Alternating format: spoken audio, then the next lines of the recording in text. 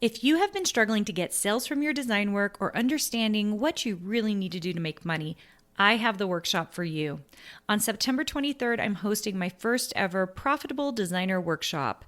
This 1-day, 3-hour workshop is only $97, but I have a discount for all my podcast listeners. Go to carinagardnercourses.com/profit and put in the code podcast for $50 off. I can't wait to see you more profitable. Welcome to the Make and Design Podcast. I'm your host, Carina Gardner.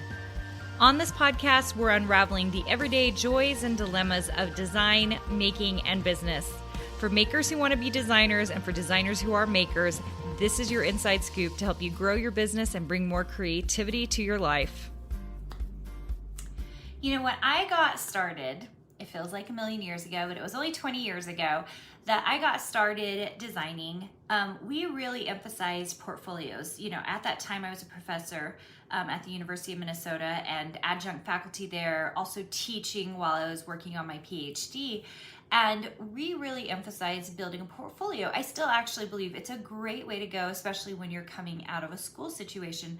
Our seniors would do a capstone project, so they would have all the things that they had created. Those would all go into their senior portfolio along with some capstone or a major capstone project or multiple projects, and that would be their portfolio.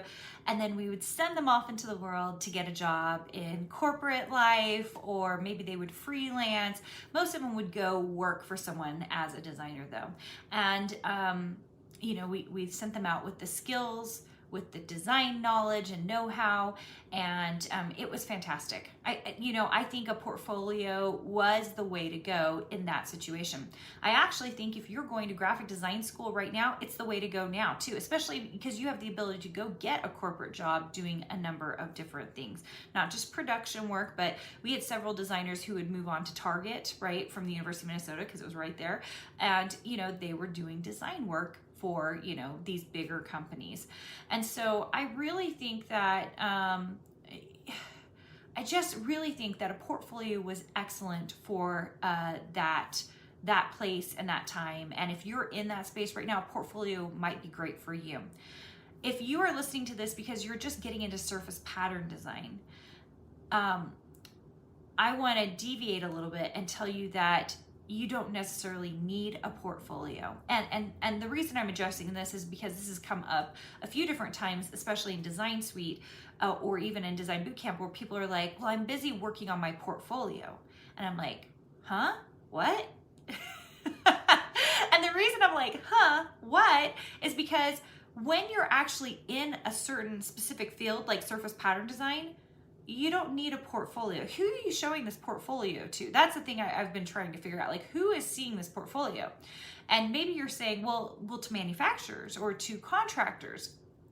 It is, as a fabric designer, because I have been a fabric designer now for 14 years, I just know a portfolio isn't going to serve you. What you need is to build collections, because anyone can build the one-off pieces. But what I'm finding is it is very difficult to build masters, tertiaries, blenders, and collections that all go together that are very, very strong. It's really, really hard.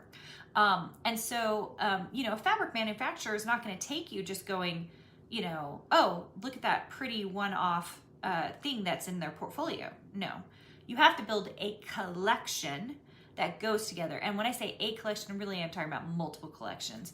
In Design Suite, we have someone who wants a fabric contract, and we're working on her collections because we need to show multiple things and show, breadth of design work, right?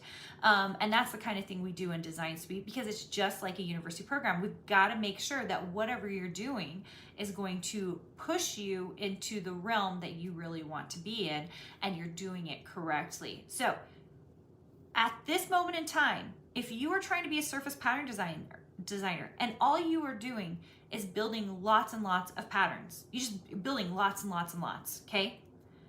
That is a portfolio. If you do not have an add to cart button in some way selling it, or you're not building collections for manufacturers, then you are not serving yourself well. You're just building. Now, if you are just learning Illustrator or you're just learning the programs, That's okay, okay? Because it's learning. You're doing the process of learning, and you can be building patterns while you're doing that. But once you are ready and you feel like, okay, I'm seriously looking to get distribution on my products, you do not need a portfolio for that. The portfolio is useless. You have to have a collection, which I guess you could call a portfolio, but I never think of it. A portfolio really encompasses, and maybe I need to take a step back, a portfolio really encompasses like your breadth of work.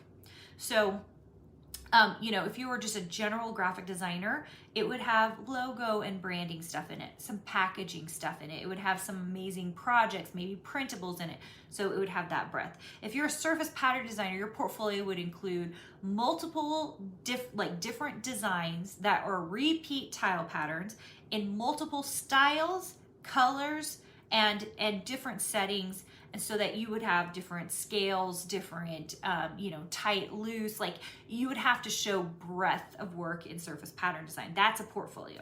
And what I'm telling you is you don't need that. You do need that for practicing so that you can become a better designer. But if you really just want to get into the industry and that's what you want to do, guys, collections. And in my knowledge, as I've been looking online at people who are talking about surface pattern design, people aren't teaching people how to make great collections.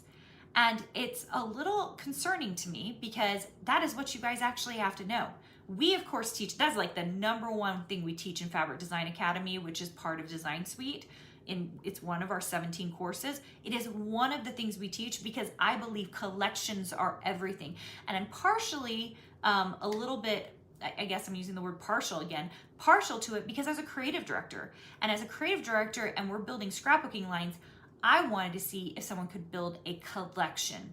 That is a really different thing. It is a better, awesomer, is that a word? Skill set to be able to build a collection, a good collection, than it is to build the one-off thing, okay? Surface pattern design, by the way, it does encompass paper, prints, stationery, it encompasses everything, okay?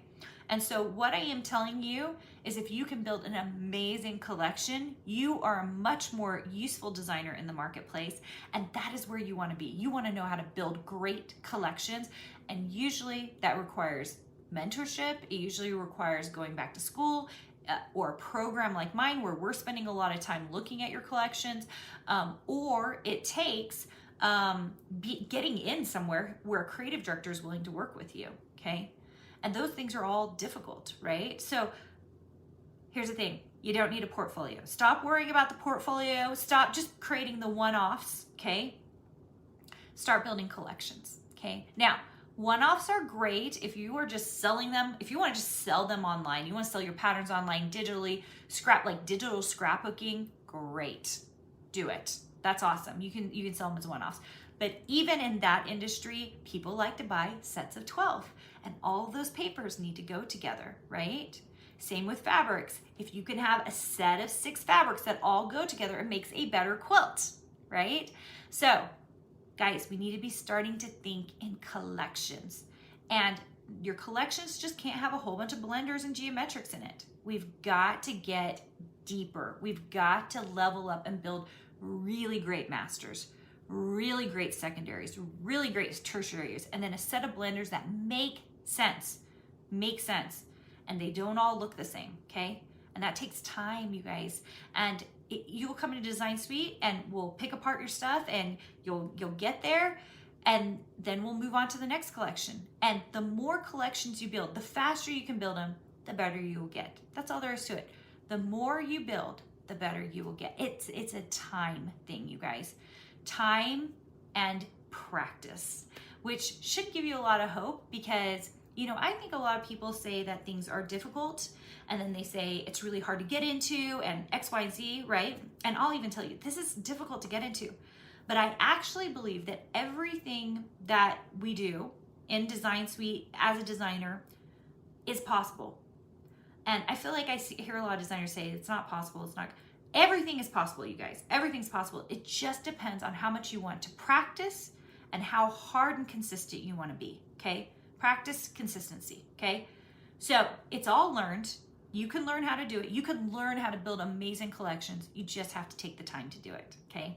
And the first year's rough. And this is a long game. You guys know I'm talking all the time about long game strategy. It's a long game because you can do it. You just have to be willing to practice and be consistent about it.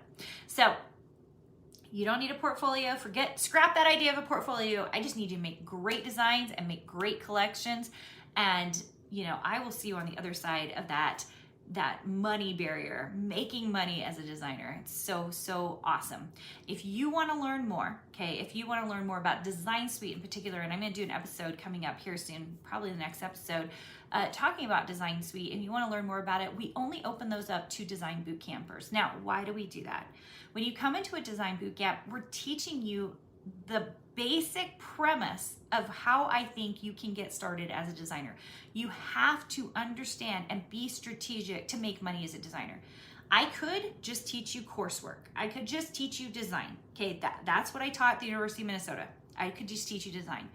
But I want to teach people how to figure out ways to get their artwork out there so it's distributed, so they're making money doing it. That's part of my whole philosophy with my program. And if you don't understand what I teach in a boot camp, then you won't make it very well in a Design Suite program like mine. We want to make sure that you understand the strategies involved, what it really takes, and then it's not just magic. It is a formula. There is a formula there. So if you want to learn more and come to a boot camp, all you have to do is go to carinagardnercourses.com/designbootcamp. We have some cool things going on this summer, just making it easier, and you have longer amounts of time to watch than when we do lives. So you can check that out. I can't wait to see you there. Remember, guys, this is all about up-leveling your design work. If you've been with me for any amount of time, let's up-level your design work. Let's become amazing, better, phenomenal designers so we have the skill for life. Hey, did you know that you can visit me at makeanddesign.com to learn more about this podcast and join my VIP group for weekly freebies? I can't wait to see you there.